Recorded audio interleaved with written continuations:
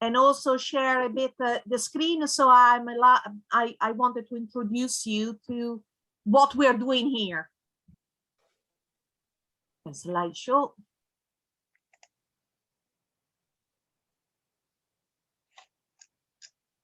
So welcome very much to the new COP on the Block series 2022.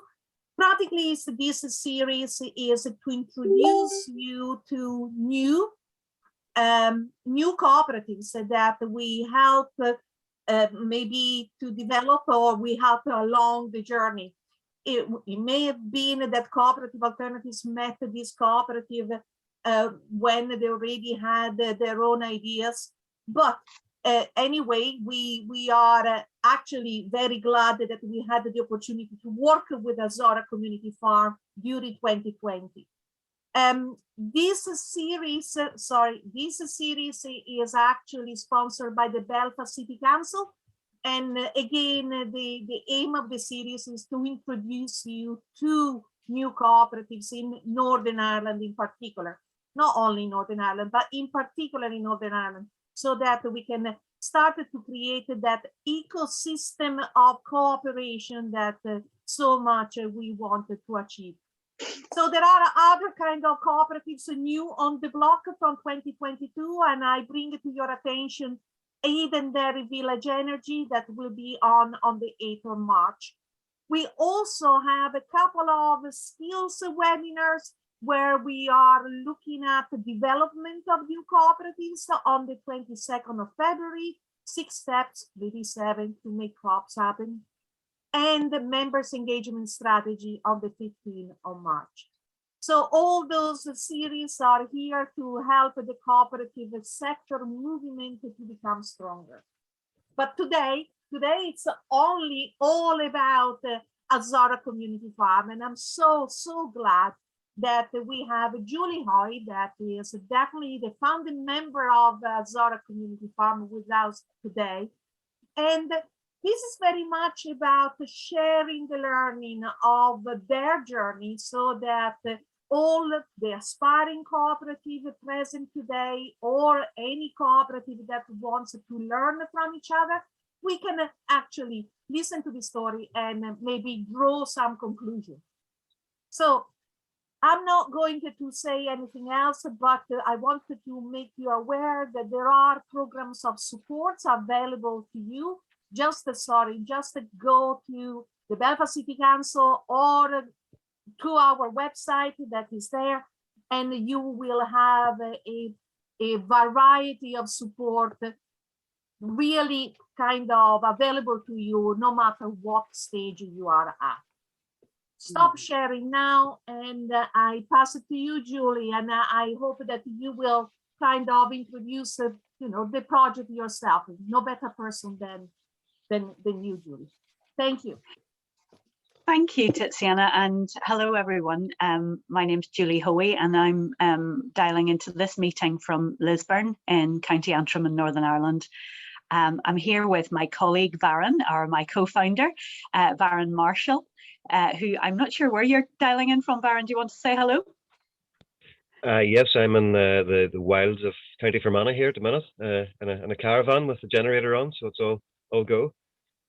Great. Thanks, Varun. And I'll come back to you in a little minute, because you're part of the genesis of this. Actually, you're more of the genesis of this than I am. So I think I'd just like to sort of ask you to say a few words in a minute or two. But basically, just want to say thank you, first of all, for the opportunity to do this. Really grateful to Belfast City Council for their sponsorship, and to Tiziana for her invitation. That's the least of the things that I'm grateful for to Tiziana. I am so grateful that I met Tiziana through Varun and through others who have brought us on this cooperative journey. And it's been a real privilege and a pleasure to be supported in such a brilliant way by Tiziana and by Co-operative Alternatives. And just want to say thank you for that, and publicly for that, because it's a really significant work that is done, because taking a step in this direction towards governance and working out who we are and how we're going to operate is something that is always better with a friend, and even better with a knowledgeable friend, someone who knows where you're going and who can give you direction, who's been that way before and who's helped others. So really grateful for the help that we've had from Co-operative, also that ecosystem, that sense of being part of something bigger. One of the big attractions, I guess, of the cooperative model is that sense in which you create a creative web of support between one another, and you seek to speak well of one another, you seek to serve one another, but you also seek to do commerce with one another and run collaborations together. And I think that makes it so much more powerful. It feels exponentially powerful to me when we do that. So it's good to be on this call, good to be meeting you, and looking forward to the discussion later. I'm going to start just with a bit of scene setting, and for that I'm going to ask Varun to say a few words. Varun owns the land that Azora Community Farm now manages, and we became a BENCOM, or a Community Benefit Society, in late 2021. But I wonder, Varun, if you would just say a few words about the kind of vision that brought about the idea to set up a community farm in what was your back garden at the time. Obviously you've moved since then, but if you could just say a few words about how that came about, and then I'm very happy to sort of take on the story about when we started to work towards cooperative status. Thanks.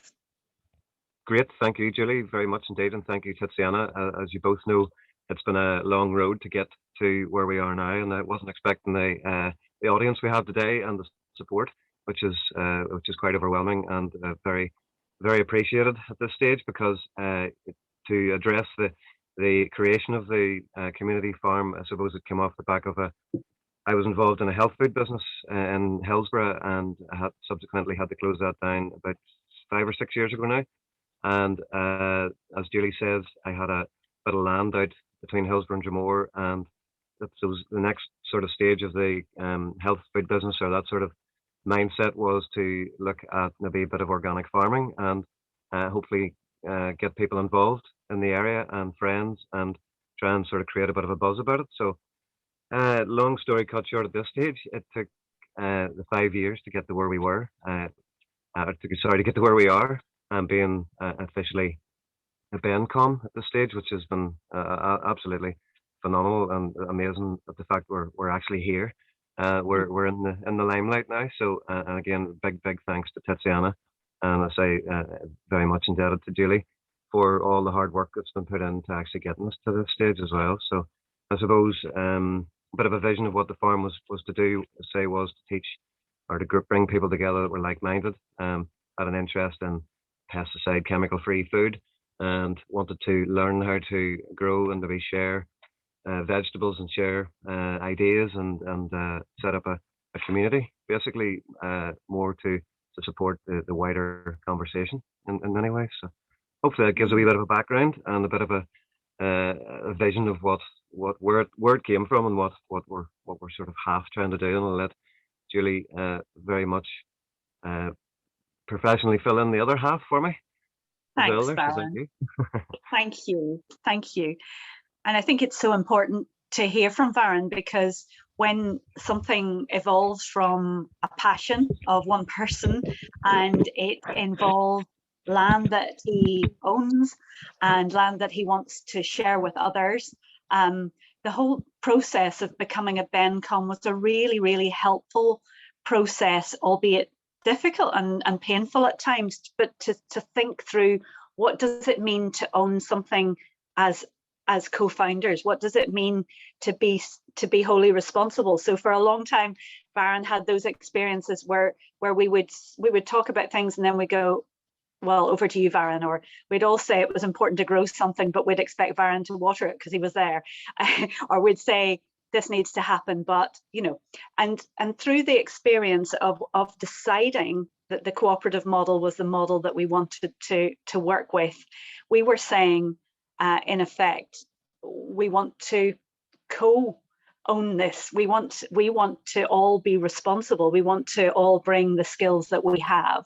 And that, as most of you on the call will know, is a process that in some ways can't be rushed, but also is very powerful when it starts happening, when people start stepping up and taking responsibility and saying, this is what I can bring and this is what I can bring. And I think the whole process of being mentored towards cooperative status allows you to have those conversations that you might neglect or not give enough space or time to otherwise. So that has been for me one of the key learnings, that it's important. The other one is around actually just helping. We have a new, she's not one of our co-founders, but she's a community gardener with well over 20 years experience, and she's joined in with us just recently in the last few months. And she asked this brilliant question, which is, why are you here? And she always used to ask it to people who came on her courses and who came, as part of social prescribing in one of her community gardens. Why are you here? And it's such a fundamental question. And I think as a group, when we were forming, we didn't ask that question enough of one another. But it's such a powerful question to listen to the answers, because that will help you to understand people's motivations, what brings them, what means they're going to get through a few months' work on governance and looking at documents and dealing with finances and things like that, and what's also going to put them off. So I find that to be a really very helpful thing, and I think it's taken us quite a while, because, as you know, the whole area around food and farming, is incredibly holistic. We sit in nature, surrounded by nature. Our bodies need food, and we all are thinking about these things in a much more holistic way. So therefore, people come at it from different angles. But I think that's taken us a while to get to the bottom of. But I think it's also meant that what we do addresses quite a lot of those different issues. So we have in our co-founders, we have people who are holistic therapists. We have people who are into nutrition and helping people think about the food that they eat and the vitamins and minerals that they need. We have people who have traded and have grown before. We have the person I mentioned who's a community gardener. We've got engineers. We've got people who are interested in sustainable architecture. And we've got people like me who are good at admin and funding applications and chairing meetings. And occasionally I can cope with governance. I don't love it, but it's important and we need to do it. Another person who's a really good note taker, another person who's in charge of our seed library, and building all of that. And we already had a community of interest, but I think Baron would have said that it was actually quite hard to manage that as an individual, in terms of getting volunteers to come and whatever. So one of the things that we've been really focusing on is now. So we spent the last half of 2021 sort of forming together as a group, celebrating our new status as a BenCom, but also getting onto the land every week, regardless rain, hail or shine, and experiencing it, getting to know it. It's a small plot. It's got a big barn on it. It's got 2 lovely polytunnels funded by the Community Foundation of Northern Ireland, for whom we're really very grateful for that. We have kale and Brussels sprouts and potatoes and onions and spinach and lots of other crops that we grew outdoors to start with. When Baron moved house, we had to move a polytunnel, which was an interesting experience, and we transplanted things, some herbs and different things like that. We've also got quite a lot of trees, and we have areas that are set aside to allow bugs and wildlife to enjoy the space as much as we do. But we also, we've had to clear the site of things that are risky for volunteers to be around, and we've had to think about how people access the site, which is slightly more difficult than we had first envisaged. So thinking about how we manage the number of volunteers who come on site so that we've got enough place for people to park and to be. So we've been we've been forming as a team together in 2021, and 2022 is really our year where we're focusing on forming as a wider community of interest. And we're drawing mostly local people, a few people from further afield, but we're drawing those people to our regular Sunday sessions, which are every Sunday morning from 10:30 till 1. They're work sessions largely with a little bit of ad hoc teaching, but also intermittently we are having specific teaching sessions on Saturdays and Sundays. Once the growing season starts, we're going to have an additional volunteer weekday session. And we're also organising a number of study visits and to different farms and different endeavours around the whole island of Ireland. But we'll start with the ones that are closest to us first, just to see things like harvesting rainwater, because at the moment we're having to deal with some issues with the plot, which means that our water supply has been interrupted. So we're trying to look at that rather than as a threat or a difficulty, to look at it as a challenge and an opportunity. So we're thinking about harvesting rainwater, and we've got our engineers and our sustainable architects working on that. But we've also been thinking about whether or not we could generate our own power through using solar energy, because we don't have electricity to the site at the moment. The other thing about our site is that it's a good site, but it's not a site where we could have more than, say, 10 or 15 volunteers at a time. And therefore we have what's on our agenda each week, which is called Plan B, which is that we are also looking for a more urban plot in order to create another volunteer opportunity for those perhaps along the lines of social prescribing, or gardening and getting your hands in soil for the sake of your mental health, or for a point of view of just getting out and meeting people. So we're just looking for that. We're not in a hurry to do that. We need to grow. The puns are always there, and the double meanings are always there, but we need some time, and we're actually really enjoying getting together and getting into that rhythm of weekly gathering. The engine of the BenCom is our steering group, and that meets every Thursday evening for an hour and a half on Zoom, and that's been an incredibly useful way of getting us together. Before that, we'd have all had to travel somewhere to be together, and we're not all living very, very close by. So it's been a really good way for us to get together. And when we get together, we talk about the important stuff. And our focus at the moment is on welcoming volunteers, keeping them safe, thinking about the risks on site, learning about how to think about others when they're not co-founders, and when we need to think about people who maybe are new to the site and haven't been there before, but also welcoming them and asking them that really, really important question: why are you here? Are you here because you want your children to learn how to grow things? Are you here because you just love being in the countryside? Are you here because you actually need some time to yourself? Are you here to meet people? Are you here to learn to grow things? Or do you know quite a lot about growing things, and could you teach us some stuff? And are you here because actually you're local and you like what you see and you want to see more of it?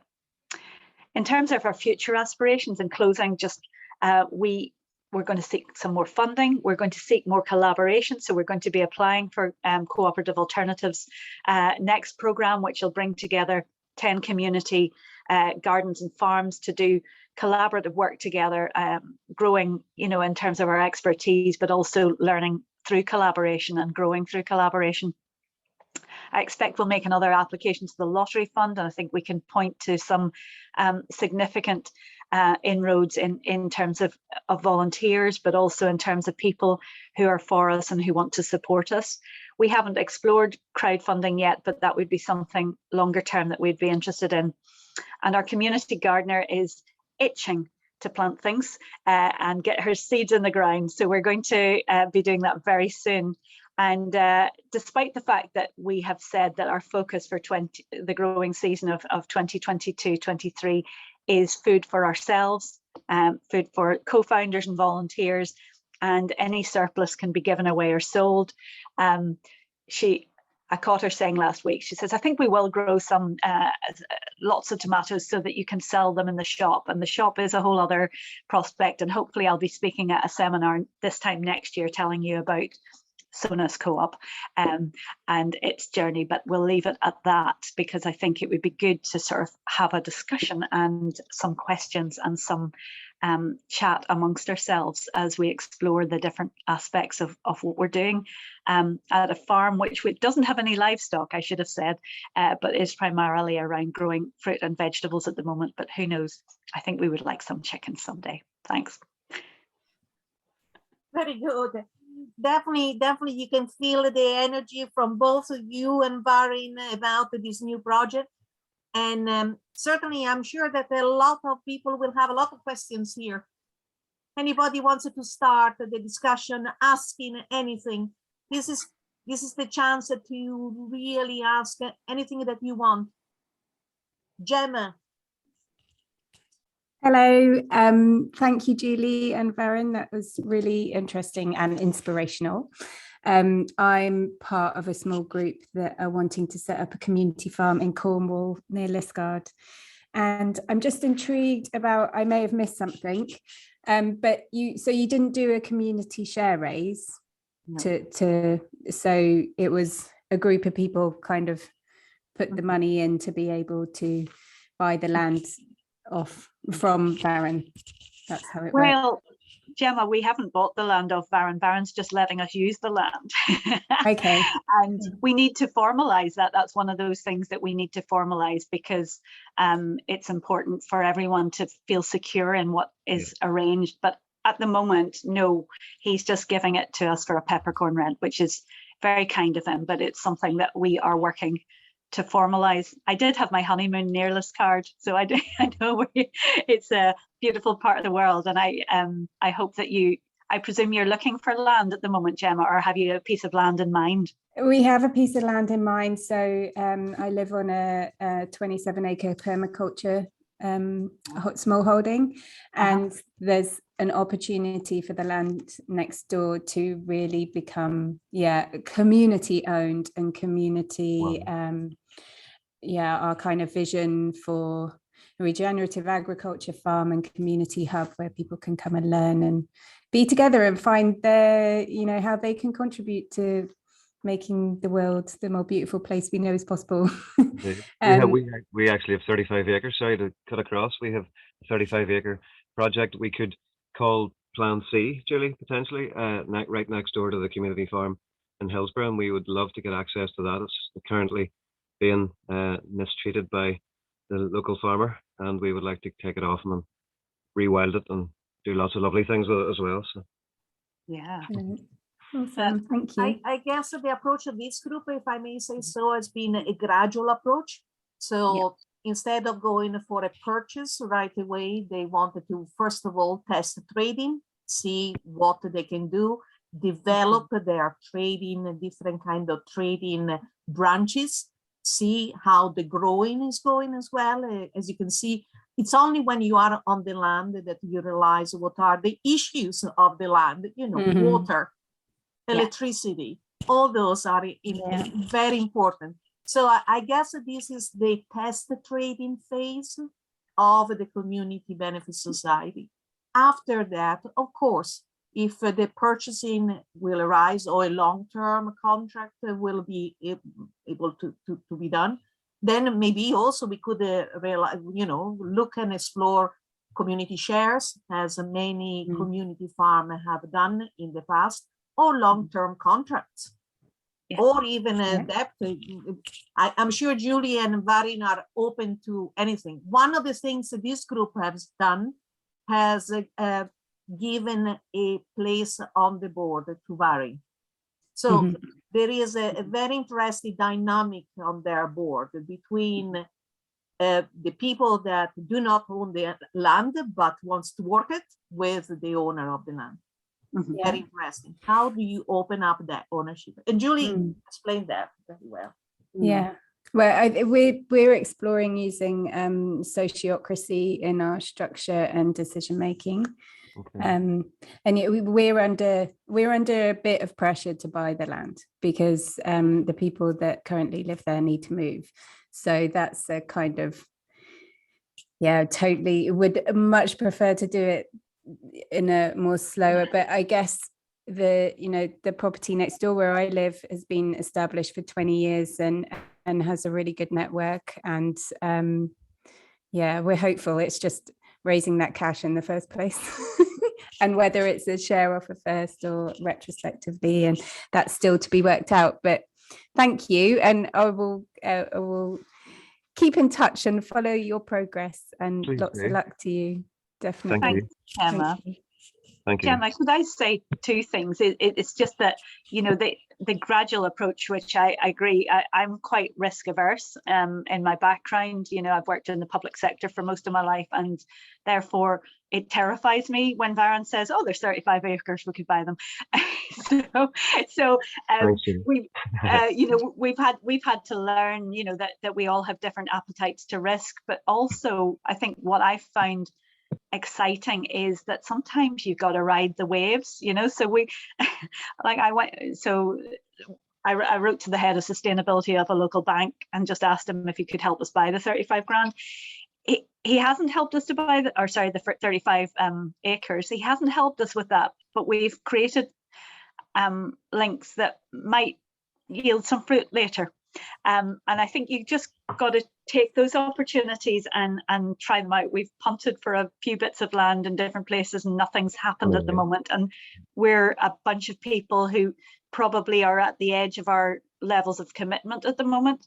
So I'm really keen that we grow sustainably and that we don't overshoot ourselves and can't do what we've said we're going to do. So we're trying to grow organically and in a sustainable way, but we're also trying to do that not just with our co-founders, but start to build that vision with a wider group and sustain that. And it's an interesting process too of identifying who those people are and getting alongside them and asking them that question, why are you here?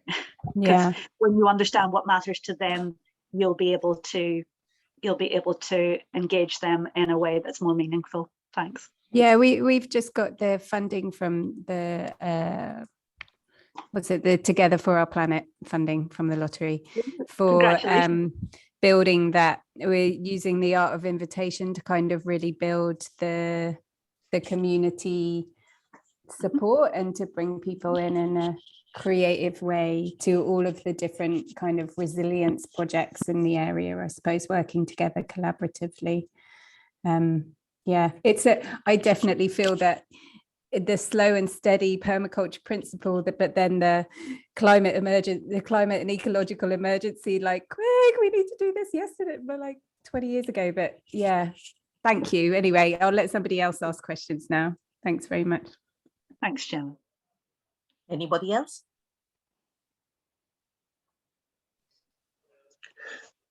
Well, this is Guillaume here from North Belfast, where we have founded now 2 years nearly Belfast Food Co-operative, and we seem to be doing a journey a bit maybe similar to you. I've met Varun on a couple of occasions, and I have a lot of respect for the work he has done so far. It's quite amazing. I was glad to see that new shop in Lisburn, and obviously it looks like you have a good momentum.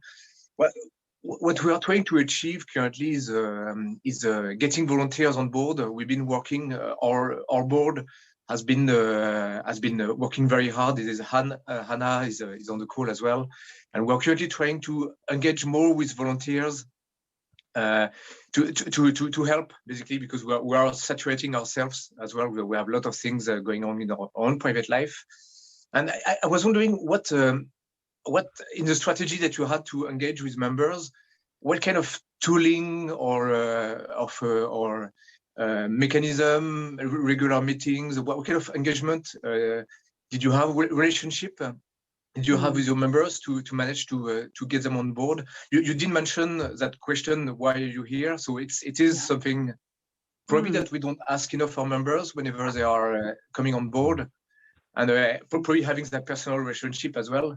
But did you find any good method, tooling that were particularly successful? I suppose I'll just interject quickly, just to give a bit of the historical background on that, Guillaume, as well.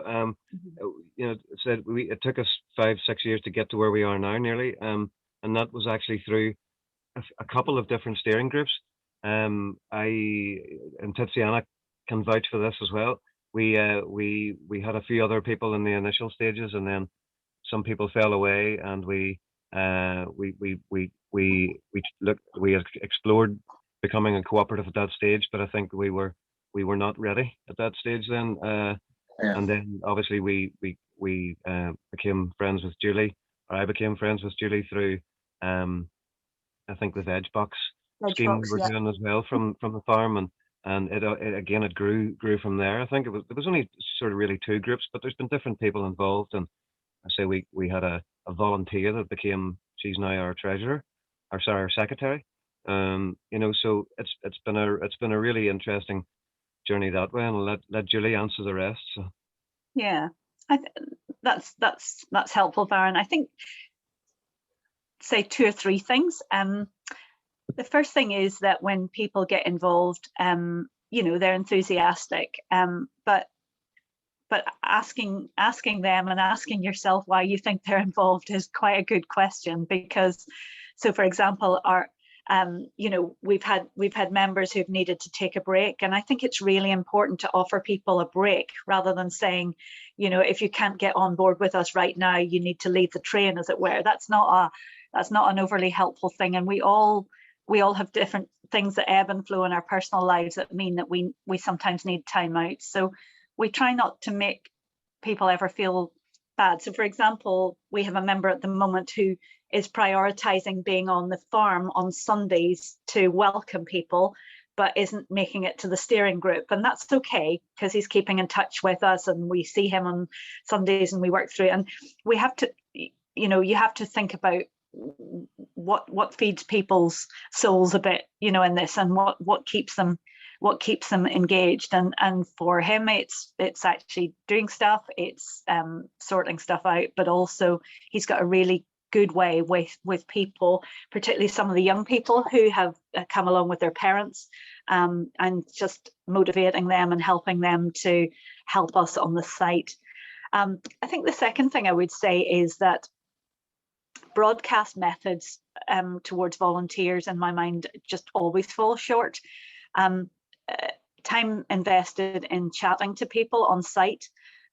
So when I'm there, I don't get lots of work done. If you describe work as shoveling or moving stuff or whatever, it's watching and talking and asking those questions, and reflecting back to people what they're experiencing.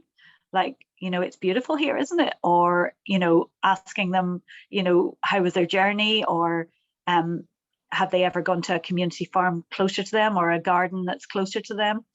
Because often we've noticed that we have people who come who kind of want to set something up themselves. They're not really keen to come and join in with us, and that's okay. But rather than making them feel they need to hide that, we just surface that and say, we're happy to help, you know, and help you on your way. And here's a few links of things that you'll find helpful. And why don't you do that for some others, you know, as well, so that you can build up. And there's no one right way to build these things. They come. So I probably do most of the volunteer comms at the moment, except for the volunteers who are part of different founders friendship circles. So they would do those ones, and I do the ones who don't have any particular friends within the founder group, and I just keep in touch, drop them a line if they can't come. You know, I tell them what's happened. I'll maybe just share a post with them and say, we'd love you to come next time. This is what we're going to be doing, and being clear about what we're doing, and being clear about the invitation being there seems to be building conversations that will lead to people engaging when they can. And we've had loads and loads of people, you know, isolating with COVID. So there's been lots of people who wanting to come but can't come, and negotiating all of that's been difficult. But as you can imagine, that's a whole other a conversation piece. But I think the personal touch, if you can find people for whom that's not it's not exhausting for them. I'm a communicator. I like being with people, and I like listening to people. So, you know, it's something I do well, and it's something I enjoy doing. So, yeah. Yeah, very good. Can I just summarize a couple of points that Julie said so very well? Just that we have been reflecting very much about the membership issues, because this is a common problem through all the cooperatives. How can we recruit new members? How can we retain the new members? And Julie, completely in agreement about the personal touch, but also the strategic approach. Not all members are the same. Not all the people that comes to you wants to do the same things. So be prepared in being offering different things, maybe to different people. And certainly get to know your members is key, but also being able to be flexible enough, like Julie said, to say, well, I'm happy with the 1 hour of your time, as well as I'm happy with your 3 hours every Thursday night to come to that meeting. And then, of course, there are founders members. There are members they wanted just to invest the money into your project. There are members that they want to give you voluntary time. There are members that they wanted to work for you. So there are so many different types of membership. So maybe just to complement what Julie said, not use one brush over everything, but differentiate and strategically go where the members, potential members are. Yeah, play to people's strengths, I suppose, as well, because there's no point. I just had this discussion with another project I'm involved in, and there's no point in giving somebody a responsibility they're not comfortable with, so others. Yes. And you did mention also like a weekly meeting. Do you manage to get a proper agenda for those weekly meetings, or is that just an update that you would give to members? So we meet every week for an hour and a half maximum, and we have a kind of rolling agenda, but the agenda will always discuss what we did at our last weekly gathering on the farm. It will discuss what we're planning for the next 2 or 3 weeks, but we'll also be talking about where we're going, the kind of medium and long term. I think at this stage of our development, our focus is on that outward gathering of a community around the project, so that we can build to a point where we can depend on 10 to 15 volunteers coming to the farm every 1 or 2 weeks, so if we have 2 sessions a week, that we have about 4 or 5 people at the weekday one, and maybe up to 10 on the Sunday, or vice versa. But that's what we're aiming for. We're not aiming for a kind of scattergun approach where people can drift in and drift out and aren't there regularly. But equally, we don't want it to feel like a boot camp to people, that if they're not there, that there's somehow that's not that we look askance at it. I think it's but if you're trying to build a sense of community and for people to want to be part of that, you want to build up the people who are most likely to come more regularly. But in terms of the meeting, that at the moment is a gathering of the co-founders plus 3 other people who are some who have been involved in the group for quite a while but chose not to be co-founders, and 2 new people who are keen not to be co-founders as yet, but are members in that sense, in that formal sense, but who are committed to being part of the discussion and part of the kind of management of the group and part of the steering group. And who bring their skills. Is that to be acting as your board meeting, or do you have separate board meetings? Or? No, that is our board meeting at the moment. It's interesting you asking that question at this point, because I think in some ways we can see that the group is changing, and there are I have a sense that we might go to some kind of subcommittee structure in the next few months, but at the moment it serves its purpose. If it gets any longer than an hour and a half, I don't think I can bear it. So so I think we need to think, people's time is precious, and that's not an easy, it's on a Thursday evening, so it's, you know, people are tired as well, but it's to accommodate people who are working and whatever. So we like to try to keep it fun, keep it to the time, and have a sense of community together and a sense of celebrating our successes, which we think is really important. And we did celebrate becoming a BenCom by going out for a meal together, which was very significant and lovely. Hannah, do you want to say something, or sorry? Oh, that was really, really useful, and Guillaume asked most of the questions I was interested in anyway. And this idea of why are you here is so important. It's been coming up for us at Belfast Food Co-op as well. It's something we're going to be working on in the next kind of month, of trying to check in where people are at. But yeah, you say you're kind of reaching out to engage more volunteers at the moment. Is that, are you kind of focusing on like local communities, and how are you doing that, if you don't mind? So we have a fairly big group on Facebook. So it was under 200 before Christmas, and now we've got about 230 people. Those are not all local people. They're not all going to be people who are going to be part of that. And they're people who've been interested in the development of the farm since well before I was on the scene. So there will be people there who are disengaged, or not watching us closely, and certainly not going to turn up at the farm on a Sunday. However, we are doing a fair amount of cross-posting between the work that we're doing in the shop, because there's quite an overlap in terms of the people who are interested in these things, but also using local Facebook groups and other options to share that.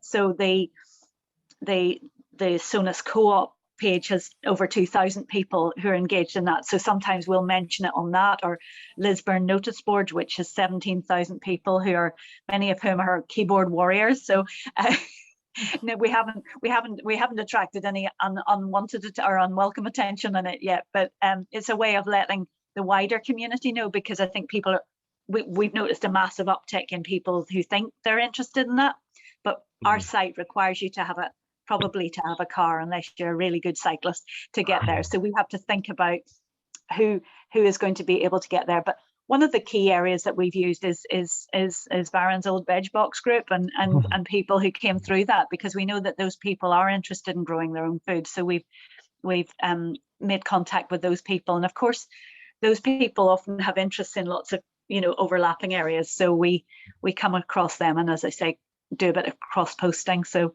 we follow you too, and we love what you're doing, and we really we're cheering you on. And yeah. And hi Hannah, haven't seen you in a long time as well, or spoken to you in a long time. So another voice and face from the past there. Yeah, it does. People come back around in this. Absolutely. So can we explore a bit more, Julie, if you have the time? We have another few minutes, but can we explore a bit more about how do you make a decision about the growing aspect of your project? Who decides what to plant? Or do you rely heavily on advice of some experts? Tell us a bit more about how you come to that.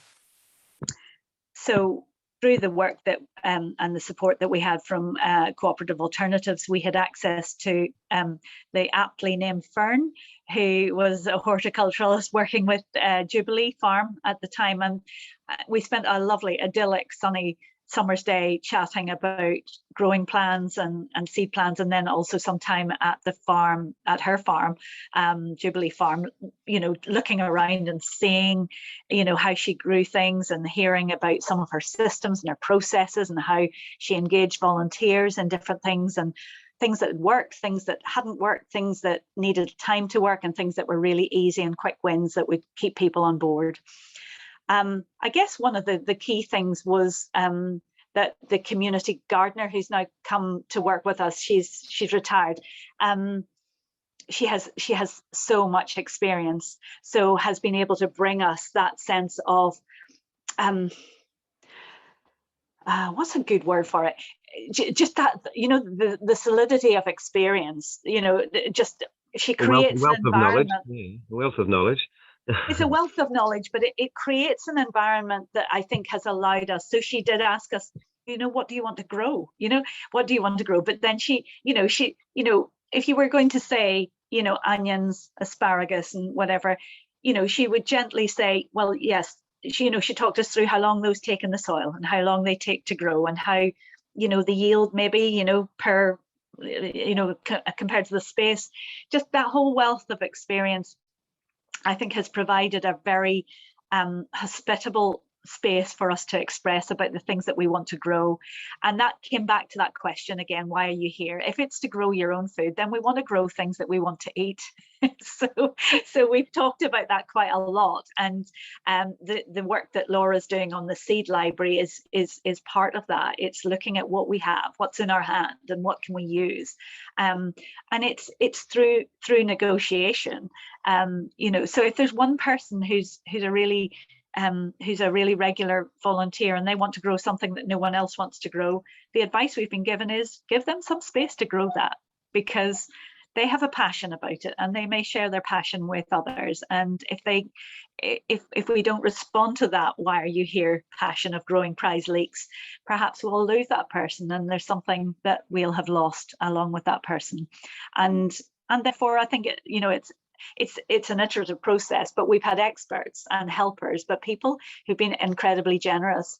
Susanna, some of you will know that the happy spud, but Susanna is not living further away. The sweet spud, so yeah, the sweet spud. Sorry, the sweet spud. It's the happy pear, isn't it? And the sweet spud. Anyway, the sweet spud.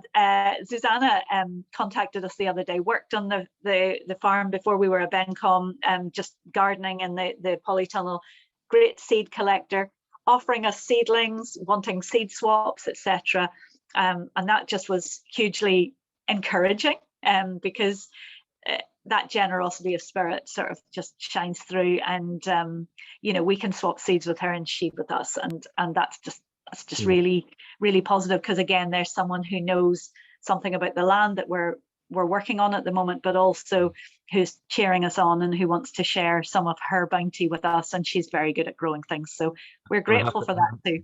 I have to say, Susanna's one of my best friends, and she actually used to work for me a long time ago, and we've been best friends ever since. So she's an amazing person. She is. Yeah, agreed. Fantastic, thank you. You give us, and you are in the making of your own ecosystem of support in some sort of way. You are connecting with all these people. That's interesting that cooperatives do have that ability for some reason to attract and connect people from different walking of life. Final question, the time is already gone. Final question is about just to introduce a bit the idea of trading. So for the moment, in your first phase of development, if we call it in that way, it's about growing what you eat. But of course, you want to grow also for the community, second phase of development, if we can call it that way. And you're already preparing the ground by creating an outlet for your food in a shop. How important was it for you to really start even to think in the future, what communities, how communities at large could access the food that you produce? I think it's probably, it's probably foundational. It certainly would be a big part of Aaron's heart, the idea of growing food and the idea of, feasting together and sharing the bounty and getting back to that kind of connection with growing our food and eating our food and the joy of doing that together. Now, clearly the pandemic has sort of interrupted that quite a lot, but any interruption and any disruption offers new opportunities. And I guess in that we saw the opportunity to look at developing an outlet for our produce. And that's going to be through what we're calling Sonas Co-op, which is a refill store, cafe and event space in the centre of Lisburn. We expect that if Azora grows as we want it to grow, that Azora will grow veg that can be part of a veg box scheme that is offered to Sonas customers. So, we haven't ironed all that out yet, because let's face it, we haven't started growing those things yet. But we hope, for example, this year to be growing some herbs in pots tomatoes, some really nice tomatoes, and probably, like everyone else, courgettes, because there's always too many courgettes as far as I'm concerned, and kale. So it's not that I don't like them, it's just that they grow like topsy. So we're already thinking about how we can connect that to the work of the shop, and that being an outlet. But we're also drawn to the idea of, you know, just a simple, you know, honesty system at the farm to start with the volunteers, but also you know, selling and bartering with people at the farm gate.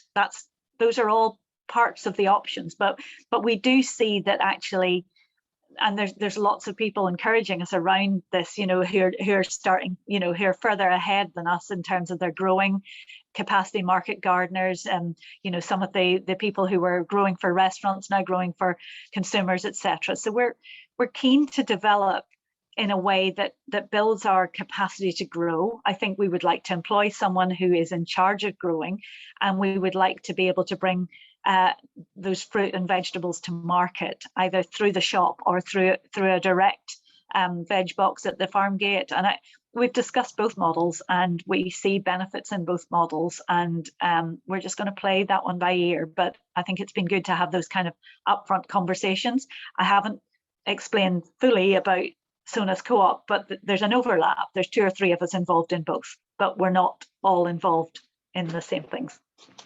Yeah. I think this is great. Are there any other questions?